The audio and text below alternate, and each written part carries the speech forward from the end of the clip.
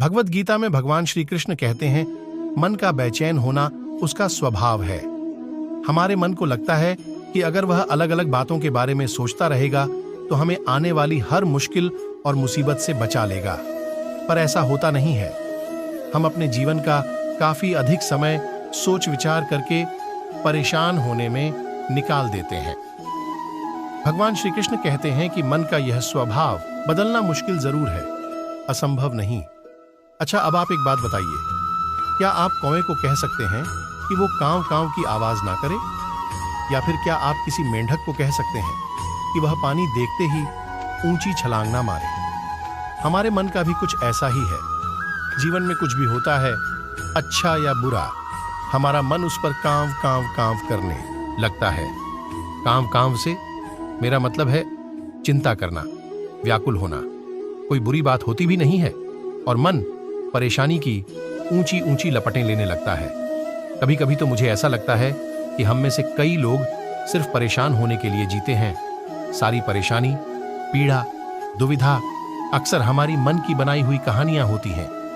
भगवान श्री कृष्ण हमें हमारे मन को शांत और स्थिर करने के लिए 2 उपाय देते हैं।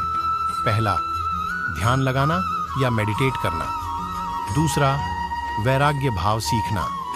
अब ध्यान या मेडिटेशन शब्द सुनते ही आप में से कई लोग कहेंगे कि आप आंख बंद कर सांसें अंदर बाहर नहीं ले सकते। यहां हम सब गलती कर बैठते हैं। मेडिटेशन या ध्यान का मतलब सिर्फ आंख बंद कर बैठना नहीं होता। मेडिटेशन का मतलब होता है अपना पूरा ध्यान किसी चीज पर लगाना और उसे हटने नहीं देना। अगर आप रोटी बना रहे हैं तो सिर्फ उस बात पर ध्यान दीजिए। अगर आप पिक्चर देख रहे हैं तो अपना पूरा ध्यान पिक्चर पर लगाएं। यह मत सोचिए कि पिक्चर देखकर आप अपना कितना वक्त बर्बाद कर रहे हैं। जब आप जीवन के हर छोटे बड़े काम को पूरे ध्यान से करते हैं तो आपका जीवन ही एक मेडिटेशन बन जाता है। ऐसे जीवन में शांति, स्थिरता, साहस और सफलता का होना अनिवार्य है। वैराग्य भाव, दूसरा उपाय। वैराग्य का अर्थ यह नहीं कि आप सब कुछ छोड़कर जंगल में जाकर बैठ जाएं। वैराग्य का सच्चा अर्थ है कि आप जो काम कर रहे हैं उसका क्या नतीजा या रिजल्ट निकलेगा उसकी चिंता ना करें। जैसे अगर आपने कोई इंटरव्यू दिया, आप ये कर सकते हैं कि पूरे मन से तैयारी करें और अपना बेस्ट देकर आ जाएं। वह नौकरी मिलना या ना मिलना आपके हाथ में नहीं है। इस नतीजे के पीछे अलग अलग चीजें हैं जो आपके बिल्कुल कंट्रोल में नहीं। तो जिस चीज के बारे में आप कुछ कर नहीं सकते उसके बारे में चिंता भी ना करें। यही वैराग्य का सच्चा मतलब होता है और यही है भगवान श्री कृष्ण का दूसरा उपाय, मन को चिंता की लपटों से बचाने का। याद रखिए, आप पूरे के पूरे इंसान हैं, समझदारी, संयम और कुशलता से भरे इंसान। आपका मन जब भी कौवे की तरह अलग अलग बातों पर आपको परेशान करने लगे तब अपने मन को भी प्यार से समझाइए और शांत कर लीजिए। बस अपने ऊपर विश्वास रखिए कि आप कभी अपना बुरा नहीं होने देंगे। हंसा योगेंद्र दुर्बलता और समस्या को दूर करने के लिए सबसे पहले करें, यह काम होगा। चमत्कार जीवन में समृद्धि और सफलता प्राप्त करने के लिए इन चीजों को छोड़ें और इनको पकड़ें। पराग शर्मा धार्मिक विषयों और रेमेडियल ज्योतिष पर 7 साल से भी अधिक समय से काम कर रहे हैं। वेद पुराण, वैदिक ज्योतिष, मेदिनी ज्योतिष, अंक ज्योतिष, टैरो और आर्थिक करियर राशिफल पर इन्होंने गहराई से अध्ययन किया है और अपने ज्ञान से यह प्रतिकूल ग्रह दशाओं और परेशानी में चल रहे लोगों को उचित सलाह देकर उन्हें संकट से निकलने में मदद करते हैं। खाली समय में राजनीतिक और धार्मिक विषयों पर अध्ययन और चिंतन करना पराग को बहुत पसंद है। शोर शराबे की बजाय एकांत में ध्यान करना भी पसंद है। इसलिए जब कभी भी पराग को खाली एकांत समय मिलता है, आत्मचिंतन करते हैं और कहानी एवं कविताएं लिखते हैं। मनुष्य का मन बहुत ही चंचल होता है और इसलिए मन में कई तरह के विचार उत्पन्न होते हैं। क्षण भर में ही व्यक्ति का मन कई चीजों को सोचने लगता है।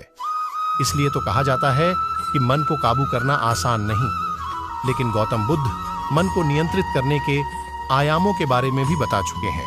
मन में विचारों का आना गलत नहीं है कि लेकिन मुश्किल तब हो जाती है या विचार आपके विश्वास के साथ खिलवाड़ करता है। जब दोस्ती की आसमान की चौड़ाई टूटती है तो विश्वास की गहराइयों में छुपा दर्द सबसे कठिन होता है। विश्वास तोड़कर वो लोग हमें उनके दुख की आदत दिलाते हैं जो हमें कभी नहीं देते। धोखा खाने के बाद विश्वास की खोज वो सबसे महत्वपूर्ण काम होती है जिसे हमें खुद पर करना होता है। विश्वास का दर्द वो सबसे गहरा होता है जिसे हम सिर्फ अपनी आंखों में ही देख सकते हैं। जब किसी से विश्वास टूटता है तो हम खुद को खोते हैं और हमें खुद को पुनः पाने की कोशिश करनी होती है। धोखा खाने के बाद विश्वास की वैल्यू बढ़ जाती है क्योंकि हम सीख जाते हैं किसे विश्वास करना है और किसे नहीं। जब दर्द विश्वास की गहराइयों में छुप जाता है तो वो दर्द सबसे बड़ा होता है। धोखा खाने के बाद विश्वास तबादला हो जाता है और हम अपने खुद के साथ सच्चा बनते हैं। जब विश्वास टूटता है तो हम एक नए आदमी के रूप में पैदा होते हैं जिन्हें धोखा नहीं खाना आता। विश्वास के बिना रिश्तों की मूल्य होती ही नहीं और विश्वास खोने के बाद वो रिश्ता कभी वैसा नहीं रहता। धोखा खाने के बाद हम अपने विश्वास को पुनः बनाते हैं और वो बनावट हमारे स्वाभिमान की होती है। विश्वास टूटने पर आवश्यकता होती है ताकत के आदमी बनने की जो हर मुश्किल को सह सकते हैं। अकेलापन वो दर्द है जो दुख के लिए सबसे गहरा होता है। कभी कभी हमारी आवाज सिर्फ हमारे दिल को सुनाई देती है और हम अकेले होते हैं। दर्द हमारे साथ होता है तो हम अपनी खुद की कड़ियों के बीच अकेलापन महसूस करते हैं। अकेलापन के लम्हों में हम अपने आप को अच्छी तरह से जान पाते हैं। दर्द वो एकांत है जो हमारे दिल की आवाज को सबसे अच्छी तरह से सुनाता है। अकेलापन में हम खुद के साथ रहते हैं और यह अमूल्य अनुभव होता है। जिंदगी के सबसे कठिन पल वो होते हैं जब हम अपने आप को अकेले महसूस करते हैं। दर्द के साथ अकेलापन आता है और वो अकेलापन हमें साहस देता है कि हम सीख सकते हैं। जब दुख हमारे साथ होता है तो हम अपने आप को एक अद्वितीय तरीके से समझते हैं जो हमें अकेलापन की दुकान में ले जाता है। वक्त के साथ हम अपने अकेलापन को अपनी शक्ति में बदलते हैं और हम अधिक सख्त होते हैं। अकेलापन वो समय होता है जब हम सिर्फ अपने आत्म संवाद के साथ होते हैं और हमें अपनी मान्यता मिलती है। जब दर्द हमारे दिल में होता है तो हम अपने आप को अकेले महसूस करते हैं, परंतु यह अकेलापन हमारी ताकत का प्रमाण भी होता है। विश्वास टूटने के बाद हम अपने अकेलापन के साथ भी खुद को स्वीकारते हैं और हमारा संवाद अपने आप से बढ़ जाता है। दर्द के साथ अकेलापन वो साथी है जो हमें अपने आत्म संवाद की दिशा में ले जाता है और हमें खुद को पहचानने की बदौलती है। विश्वास टूटने पर अकेलापन एक नई शुरुआत होती है जो हमें अपने खुद के साथ सच्चा बनाती है